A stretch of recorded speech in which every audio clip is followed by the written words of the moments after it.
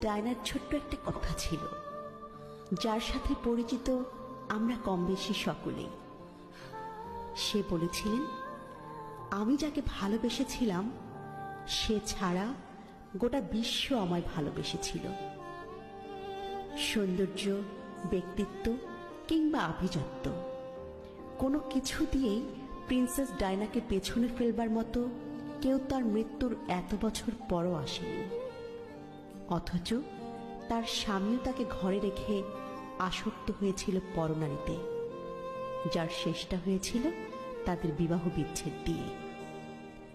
তোমরা অনেকেই বলো না, গুছিয়ে না চললে, নিজেকে সাজিয়ে না রাখলে পুরুষ হাতছাড়া হয়ে যায়। আসলে এটা পুরোপুরি মিথ্যে, বুঝলে?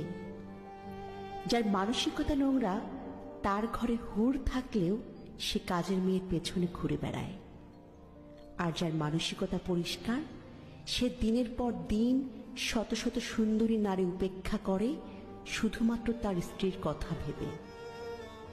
বেঈমানদের কোনো কারণ লাগে না বেঈমানি করার জন্য। তাদের আগাগোড়া পুরোটাই নোংরামিতে ভরা। তাদের কাছ থেকে ভালো কিছু আশা করাটাই ভুল। ডায়নার ছোট্ট একটা কথা ছিল, যার সাথে পরিচিত আমরা কম বেশি সকলেই। সে বলেছিলেন, আমি যাকে ভালোবেসেছিলাম সে ছাড়া